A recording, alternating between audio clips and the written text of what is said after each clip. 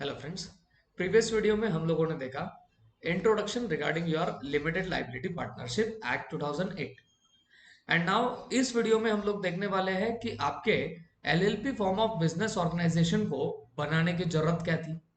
दूसरी बात, हम इस वीडियो में और भी देखेंगे कि हमारे एलएलपी का मीनिंग क्या है, इसका कॉन्सेप्ट क्या है। ये दोनों बातें हम लोगों को इस वीडियो में कवर अप करनी है। ओके, अब सबसे पहले एक जाहिर सा सवाल सबके मन में आ रहा होगा कि sir, what is the need of forming limited liability partnership.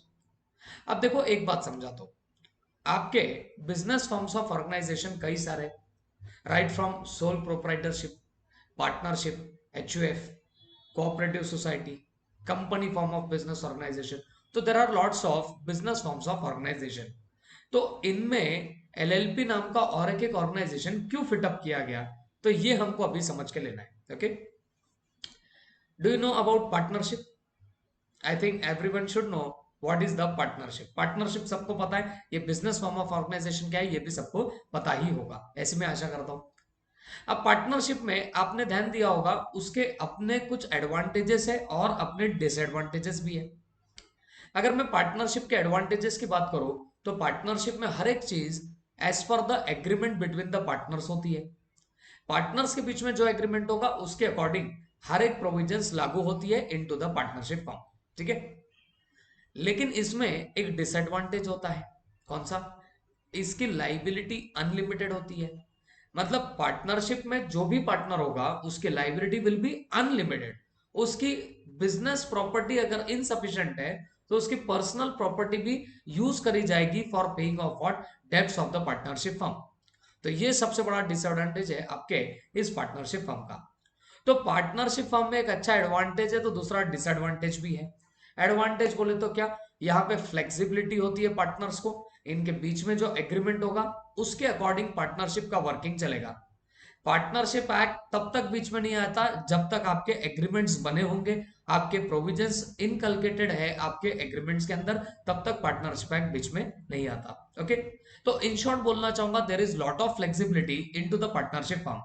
Partners के बीच में जो एग्रीमेंट हुआ उसके अकॉर्डिंग सारा बिजनेस का रनिंग होगा, सारा वर्किंग होगा इस पर्टिकुलर पार्टनरशिप फर्म का। लेकिन इसका डिसएडवांटेज क्या है, यहां पे हर पार्टनर की लाइबिलिटी अनलिमिटेड होती है। तो अगर हमारी पर्सनल प्रॉपर्टी अगर मान लीजिए यूटिलाइज कर दी जाए तो आपको कोई आश्चर्य नहीं होना चाहिए, बिकॉज पार्टनरशिप में पर्सनल प्रॉपर्टी भी घसीटी जाती है for paying off depth of the partnership firm. ठीक है, ये हो गया पार्टनरशिप के बारे में। लेकिन एक और फॉर्म ऑफ बिजनेस ऑर्गेनाइजेशन ध्यान कीजिए, विच इज कंपनी। कंपनी एक सेपरेट लीगल एंटिटी होती है, तो वहां पर लाइबिलिटी लिमिटेड होती है आपके किसी भी शेयर होल्डर की। ओके, ये तो सबको पता है।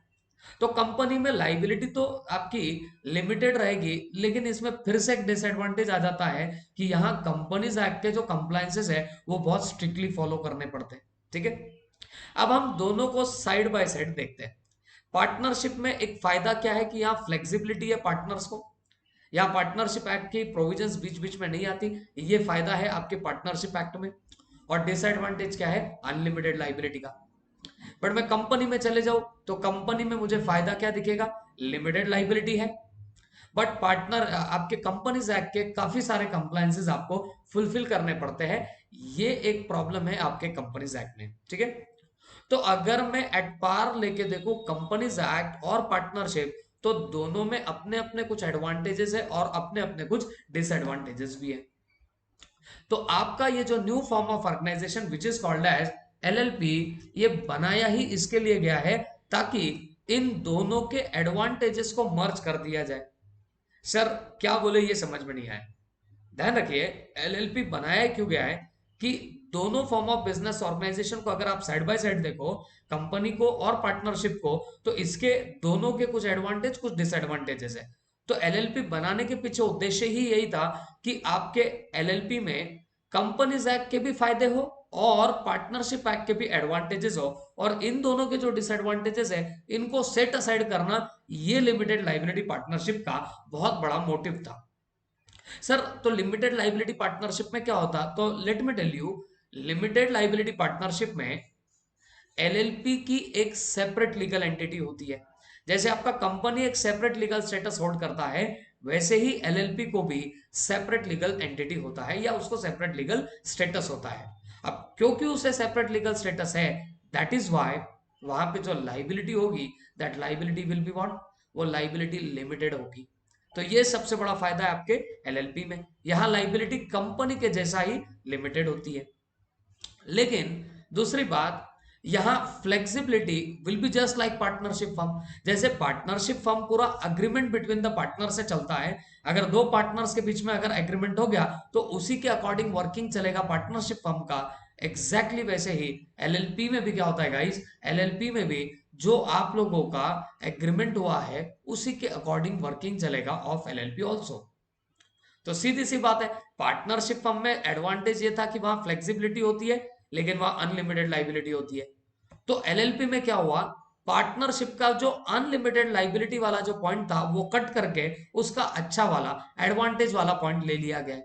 और अच्छा वाला माने एडवांटेज वाला कौन सा पॉइंट लिया गया बताइए, कि आपकी फ्लेक्सिबिलिटी होगी पार्टनर्स के वर्किंग के बीच में। ओके, तो ये अच्छा पॉइंट पार्टनरशिप से आ गया। अब कंपनी में बुरा पॉइंट ये था कि वहां कंपनीज एक्ट के कंप्लायंसेस बहुत स्ट्रिक्टली फॉलो करने पड़ते थे, तो वहां कोई फ्लेक्सिबिलिटी नहीं होती है। तो ये वहां का बुरा पॉइंट है, तो ये छोड़ दिया गया। बट जो कंपनीज एक्ट का अच्छा पॉइंट है, अच्छा पॉइंट कौन सा, वहां आपके शेयर होल्डर्स की लाइबिलिटी लिमिटेड होगी, तो वो पॉइंट उठा के एलएलपी में डाल दिया है। तो आप एलएलपी का अगर विचार करोगे तो एलएलपी में लिमिटेड लाइबिलिटी रहेगी, लेकिन जो आपके एलएलपी का वर्किंग चलेगा वो सारा के सारा किसके अकॉर्डिंग चलेगा, वो अग्रीमेंट के हिसाब से चलेगा, ना कि एलएलपी के एक्ट के कंप्लायंसेस के हिसाब से, या उसकी प्रोविजंस को आपको तब तक फॉलो नहीं करना है जब तक आपका अग्रीमेंट इज सफिशिएंट। आपने एग्रीमेंट में सारी चीजें डाली है तो पूरा एलएलपी का वर्किंग अकॉर्डिंग टू एग्रीमेंट चलेगा। Isn't it good? तो आपके कंपनी में कुछ एडवांटेज कुछ डिसएडवांटेज थे, पार्टनरशिप में कुछ एडवांटेज कुछ डिसएडवांटेज थे। तो इन दोनों के एडवांटेजेस को मिक्सअप करके ये नया फॉर्म ऑफ बिजनेस ऑर्गेनाइजेशन बनाया गया, which is what, LLP. Okay, तो ये मैंने तो आपको पूरा समझा दिया कि क्या नीड थी। तो इसका जरूरत भी ये पड़ा ताकि ज्यादा से ज्यादा लोगों को बिजनेस की ओर हम लोग आकर्षित करें, ज्यादा से ज्यादा लोगों को बिजनेस करने के लिए प्रमोट करें। तो बस इन्हीं सब चीजों के लिए एलएलपी बनाया गया, या ये form of business organisation incorporate किया गया। ओके, तो चलो एक बार हम लोग रीड कर लेते हैं। A need has been felt for a new corporate firm that would provide an alternative to traditional partnership with unlimited liability on the one hand. मतलब ये फॉर्म ऑफ बिजनेस ऑर्गेनाइजेशन इसके लिए बनाया गया ताकि ये क्या प्रोवाइड करे बताओ, अल्टरनेटिव प्रोवाइड करे। किसको अल्टरनेटिव प्रोवाइड करे, traditional partnership with unlimited liability. जो ट्रेडिशनल पार्टनरशिप हुआ करती थी अनलिमिटेड लाइबिलिटी की, तो उसका एक अल्टरनेटिव बोल के एलएलपी को लाया गया। And statute based governance structure of limited liability company. और एक जो लिमिटेड लाइबिलिटी कंपनी है, जहां लाइबिलिटी तो लिमिटेड है बट उसका गवर्नेंस उसका मैनेजमेंट पूरा किसके हिसाब से चलता है, स्टैच्यूट। स्टैच्यूट का मतलब यहां पे क्या हो गया बताइए, कंपनीज एक्ट 2013, उसके हिसाब से उसका गवर्नेंस चलता है। तो इन दोनों का सब्सटीट्यूट बोल के सामने लाया गया एक नया form of business organisation which is popularly known as what, LLP. Okay, thus LLP as a form of business organization is an alternate corporate business vehicle. LLP क्या है, alternate corporate business vehicle. Okay, it provides benefits of limited liability. ये benefit किसका देगा, limited liability का, जो normally companies में देखने मिलता है, but allows its member the flexibility of organizing their internal structure as per partnership. लेकिन इसमें लिमिटेड लाइबिलिटी तो होगी, लेकिन इसके जो मेंबर्स रहेंगे वो अपना इंटरनल स्ट्रक्चर फ्लेक्सिबिलिटी के साथ में मैनेज कर सकेंगे, जैसा कि एक पार्टनरशिप में होता है। तो इन दोनों के अच्छे अच्छे पॉइंट्स उठा के लिमिटेड लाइबिलिटी पार्टनरशिप को बनाया गया है। ठीक है, तो होप सो ये पॉइंट आपको क्लियर हो चुका होगा। ठीक है, and now the point arises, limited liability partnership का मीनिंग क्या है, ये कॉन्सेप्ट क्या है, ये भी समझना जरूरी है। अगर आपको अभी ऊपर की मैंने नीड बताई है वो अगर समझ गई तो लिख के लो, आपको ये चीज तो खुद ब खुद समझ में आएगी। ठीक है, देख लेते हैं मीनिंग दिया क्या है हमारे मॉड्यूल्स में। LLP is a new form of legal business entity with limited liability. ये एक नया फॉर्म है बिजनेस ऑर्गेनाइजेशन का, जहां पे लाइबिलिटी कैसे रहेगी, लिमिटेड रहेगी। It is an alternate corporate business vehicle. ये एक अल्टरनेटिव है किसका? कंपनीज एंड पार्टनरशिप का। Okay, that not only gives the benefit of limited liability at low compliance cost. अब देखिए, कंपनी नॉर्मली आपको लिमिटेड लाइबिलिटी देती है, ये सबको पता है। लिमिटेड लाइबिलिटी का बेनिफिट कंपनी में होता है, बट कंपनीज की कंप्लायंस कॉस्ट काफी बड़ी होती है। ठीक है, कंपनीज एक्ट के बहुत चोचले होते हैं, बहुत सी प्रोविजंस होते हैं जो आपको फुलफिल करनी पड़ती है, जो माइट भी थोड़ा कॉस्टिंग के भी हिसाब से देखा जाए तो ज्यादा पड़ सकता है। लेकिन अगर हम एलएलपी की बात करें तो यहाँ लिमिटेड लाइबिलिटी तो मिलेगी ही मिलेगी, और वो भी बहुत कम कंप्लायंस कॉस्ट पे। यहाँ कंप्लायंसेस कंपनीज के जितने बहुत ज्यादा नहीं होते हैं। ओके, तो इसी के लिए क्या बोला? It gives the benefit of limited liability at low compliance cost but allows its partners the flexibility of organising their internal structure as per traditional partnership. तो ये लिमिटेड लाइबिलिटी देगा एट लो कंप्लायंस कॉस्ट, और उसके partners को flexibility भी देगा, है कि नहीं? काहे में फ्लेक्सिबिलिटी देगा? In organising their internal structure as per traditional partnership. जैसे ट्रेडिशनल पार्टनरशिप में सब कुछ अपने एग्रीमेंट के हिसाब से चलता, तो सारी कुछ फ्लेक्सिबिलिटी वहां पे मिलती है पार्टनर्स को, एग्जैक्टली वैसे ही एलएलपी में भी आपको फ्लेक्सिबिलिटी देखने मिल सकती है। ओके, तो इन दोनों के जो अच्छे अच्छे कॉमन एडवांटेजेस है ये हमारे एलएलपी में देखने मिलते हैं। तो ये एलएलपी एक ऑल्टरनेट बिजनेस व्हीकल है, कॉर्पोरेट बिजनेस व्हीकल, जो आपको बेनिफिट देता है लिमिटेड लाइबिलिटी का, वो भी लो कंप्लायंस कॉस्ट पे। एंड डोंट फॉरगेट, यहाँ फ्लेक्सिबिलिटी भी मिलेगी, और किसके जैसी फ्लेक्सिबिलिटी मिलेगी? आपकी ट्रेडिशनल पार्टनरशिप के जैसा। ओके, तो यहां तक हमने देखा इसका मीनिंग। आगे देखते क्या लिखा है। LLP is a separate legal entity. LLP एक सेपरेट लीगल एंटिटी है, जैसे मैं बता रहा हूं, तो इसके मेंबर्स अलग और एलएलपी अलग। Just like your companies, LLP में ये फीचर आपको देखने मिलेगा। Okay, while the LLP itself will be liable to the full extent for its assets and liabilities। तो LLP के ही नाम पे assets होंगी और liability भी LLP की ही होगी, तो ये भी आपको याद रखना पड़ेगा। ठीक है, LLP as a separate legal entity and business organization is an alternative corporate business form that gives the benefit of limited liability and flexibility of what? Partnership।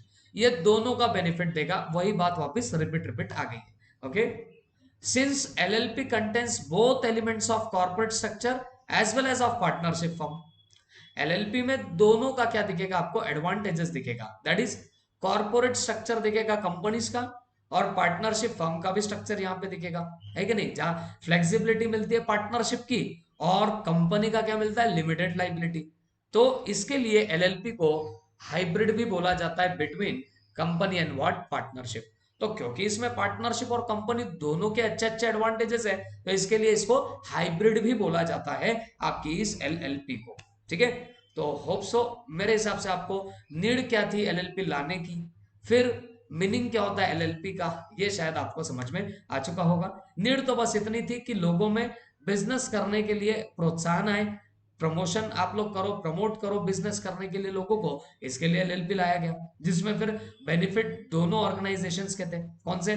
Company के भी है और पार्टनरशिप के भी है। और मीनिंग में भी वही सब चीजें आपने रिपीट वही सब देखी हुई है। होप सो ये आपको सारी चीजें समझ में आई होगी। अब नेक्स्ट वीडियो मिस मत करना, क्योंकि नेक्स्ट वीडियो में हम लोग हमारी इंपॉर्टेंट डेफिनेशन स्टार्ट करेंगे, जिसमें कुछ डेफिनेशन है right in front of your screen. जैसे आपको बॉडी कॉर्पोरेट दिख रहा है, ये डेफिनेशंस में थोड़े बहुत चेंजेस आए हैं और कई सारी डेफिनेशंस में बदलाव आए हैं। तो आप अगला वीडियो मत खो देना, बिकॉज अगले वीडियो से आपको ये सारे जो भी अमेंडमेंट्स है वो कवर होते हुए दिखेंगे, which are applicable from November 22 and onwards. ठीक है, थैंक यू वेरी मच।